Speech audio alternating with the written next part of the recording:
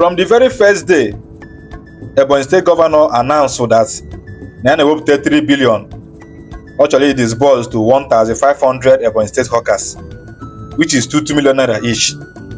From that first day, can be the women doubt. From that first day, can my mind go back that now that ego is going to be going straight into the pocket of one greedy politician. And today, now what they can have my fear, they're gonna measure. Can you guys we see never tell 2 million naira? We need 500 Ebonyi State hawkers, and none of them came to social media to thank the governor. None of them was seen on the street dancing or even celebrating the money. I don't know any places where for any sign it goes no a hawker not 2 million from the governor. Now these 500 people, are they ghosts? For one whole family member on a whole village be fancy.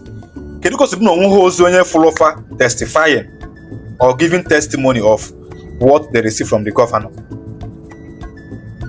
Now kepu na no zeketa buna the ego 1 billion one ewo putelu achi ekelu 500 Ebonyi State hawkers 2 million naira each. Now the people they in charge of that money are divert to go the money. Yeah, kepu na no now. And the reason why engage we believe that na for divert the money true buna. Ndi wana stay ya 2 million nwo nya afla anya. Or they are possible that na a typical Nigerian politician or a Nigerian governor gain 500 people 2 million naira each, and these people did not come out online to praise the governor. They did not come out in the street to thank the governor. Nobody saw anybody, nobody testify about anybody receiving 2 million from the governor. Or they are possible. Please, Ebonyi State Governor, you should go and hold these people responsible. Kafa kowa onefa si weke this ego. They should give an account of how they disbursed this money. Even now, these people, Jay-Z now, instead of inye the ego to hawkers, Feje pick Tebezie people, Bundi Famacha, their friends, their family members, Kebezie the ego among themselves. Instead of giving this money to the original hawkers, Ejimaka will put the ego. Can Kenego do check and walk back check Cabo book to local and social media. And my prayer abuna, justice must be served. Justice for Ebonyi State hawkers. Obonny Ebonyi State content creator. Tinyon no kwa ka viral. Tinyon no kwa ko wanine mari ego on Ebonyi State basalo this ego ndi hawkers. He have got a whopping 1 billion naira kind of kuma here. Good people get say this kind of greedy and stingy. Ebonyi State hawkers will the main thing age market when I insult Ebonyi State today. That people can easily insult Ebonyi State today from these hawkers.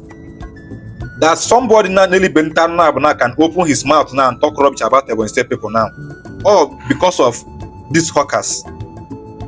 All these hawkers military and then Ebonyi State anya less.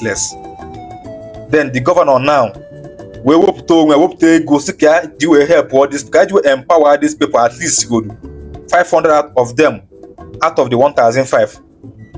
Guys will empower afa kafabido business balo wafulu boost go economy of the state. Now some people want one place where pigre calculator where pinyo Diego be bad Diego na their pocket. Out na jigna go be divert this morning now.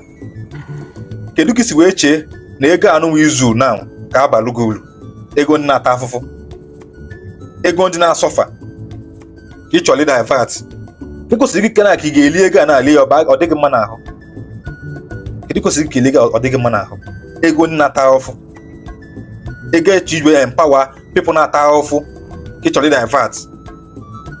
And I'm so surprised that now most of the bloggers say ndị bụ okwu anyị see before somebody like Ebonyi State and Co are no longer saying anything about it. All these bloggers say ndị bụ okwu ya hawk na see before gebe fano kita bụ time kwesị jiwe na-ekwuzi okwu bụ na legal bribe ka apịago no threatening kita bụ time kwesị jiwe raise balance because anyị need ịma ihe eji ego a wee mee.